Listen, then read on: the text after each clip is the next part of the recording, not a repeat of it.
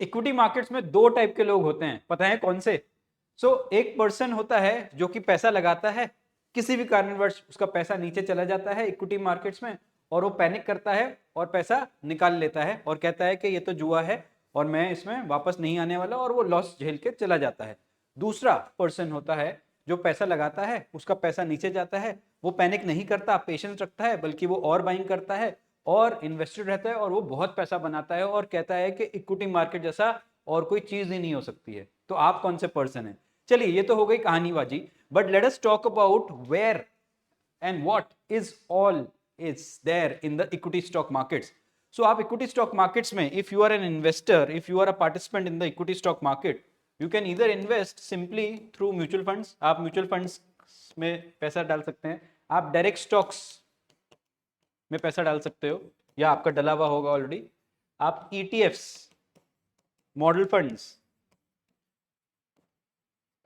and more sophisticated wealth products like PMS and alternate investment funds में as a investor आप पैसा निवेश कर सकते हो, आपने पैसा डाल रखा होगा। So there is a choice which you'll have, either you look for quick gains or you look for some pain for long term gains and better gains, either you panic or you keep patience. So the choice is totally yours. तो आपको ये देखना है कि आपको कौन सा person बनना है। पर्सन वन जो आया स्टॉक मार्केट में, इक्विटी मार्केट में, उसने किसी भी कारणवश अपना पैसा नीचे गिरते हुए देखा और वो पैनिक कर गया और उसको वो शॉर्ट टर्म गेन के लिए आया था और उसको एकदम से पेन दिखाई दिया और वो निकल गया। दूसरा पर्सन था जो आया, पैसा नीचे गिरा किसी भी कारणवश, उसने बल्कि इन्वेस्ट और करा या इन्वेस्टेड रहा और थोड़ा सा पेन झेला, बट लॉन्ग टर्म गेन के लिए रुका रहा, पैनिक नहीं करा, पेशेंस रखा और एक लॉन्ग टर्म इन्वेस्टर बना और बहुत सारा पैसा कमाया। Now quickly, whenever there is a situation जहां पे आप डाउट में रहते हो, तो हम तो ये वाला कैलकुलेटर यूज कर लेते हैं। सो आई सजेस्ट कि you should also use some calculator and just see कि लॉन्ग टर्म में यदि आप एक SIP इन्वेस्टर हो और मान लीजिए आपका 10,000 या 10,000 की SIP चल रही है, मान लीजिए फॉर इंस्टेंस कि आपको 5 साल हो गए हैं एंड आपका रिटर्न ऑन इन्वेस्टमेंट मान लीजिए सिर्फ 1% ही है फॉर वॉट एवर रीजन, तो आपने 6 लाख रुपए डाले और 6,15,000 हो गए, एंड छठे साल होते ही आपका अगर 12% रिटर्न आ गया तो वही पैसे 8 लाख बन जाएंगे यहाँ पे, सॉरी 6 साल, तो आपके पैसे जो हार्डली 6 लाख रुपए थे वो एकदम से 10 लाख रुपए बन जाएंगे। सिमिलरली यदि आप लॉन्ग टर्म इन्वेस्टर हो 10 साल के और 12% का रिटर्न आ गया तो आपको 22 लाख रुपए मिल जाएंगे। सिमिलरली यदि मान लीजिए आपके पास लमसम है आज की तारीख में 1 2 3 4 5 6 and for whatever reason in a period of से 1 year 2 year 3 year you are getting a -10% return,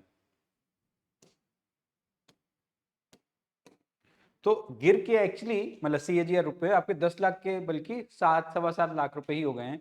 यही अगर आप 10 साल तक इन्वेस्टेड रहे और मार्केट्स टर्न इन फेवर और आपको 12% का रिटर्न आ गया तो यही पैसे बढ़ के 31 लाख रुपए हो जाएंगे बाय पावर ऑफ कंपाउंडिंग और बाय सिंपली स्टेइंग इन्वेस्टेड। सो क्या ये 12% का फिगर या जो भी मैं बोल रहा हूँ वो फिजिबल है नहीं है? सो हम थोड़ा सा इसको म्यूचुअल फंड्स की नज़र से देखते हैं। सो म्यूचुअल फंड्स में ये सारी थोड़ी बहुत कैटेगरीज हैं, large cap, mid cap, multi cap, ये सारी की सारी कैटेगरीज हैं। देर अप्रोक्सीमेटली 34 और कैटेगरीज जहाँ पे आप म्यूचुअल फंड में इन्वेस्ट कर सकते हो। तो just looking at something called as multi cap and these are you can say returns over a period of time. So मैं सिंस 10 साल का एवरेज अगर पकड़ लूँ, ये 10 साल का एवरेज है,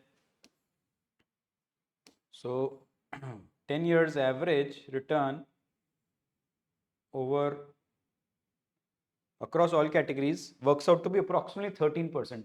This despite all the ups and downs, 10 साल का एवरेज 13% का है in a multi cap.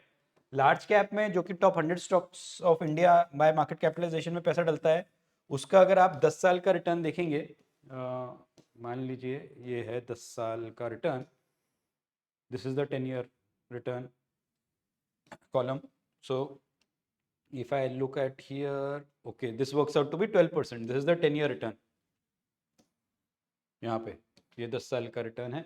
So what I'm trying to put across is कि irrespective of the markets going up and down in the short term, in the long term, generally we've seen in a period of 10 years and above, यदि आपके पास 10 साल से ऊपर का horizon है तो देखा गया है कि markets generally overcome the short term volatility and long term आपको ग्रोथ नजर आती है.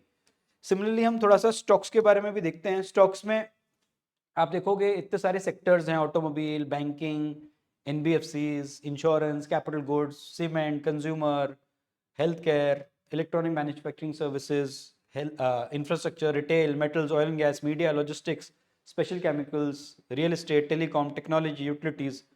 So while in the short term you will see in the valuation report short term में कोई माइनस दे रहा है, कोई प्लस दे रहा है, but over a period of time जब आप उनकी फंडामेंटल एनालिसिस देखते हो, जब आप उनके प्रोजेक्शंस देखते हो, वैल्यूएशंस देखते हो, तो आपको समझ में आता है कि इनकी नेट सेल्स बढ़ रही है, इनकी ग्रोथ हो रही है, इनके प्रॉफिट्स बढ़ रहे हैं साल दर साल, and that is what drives the returns.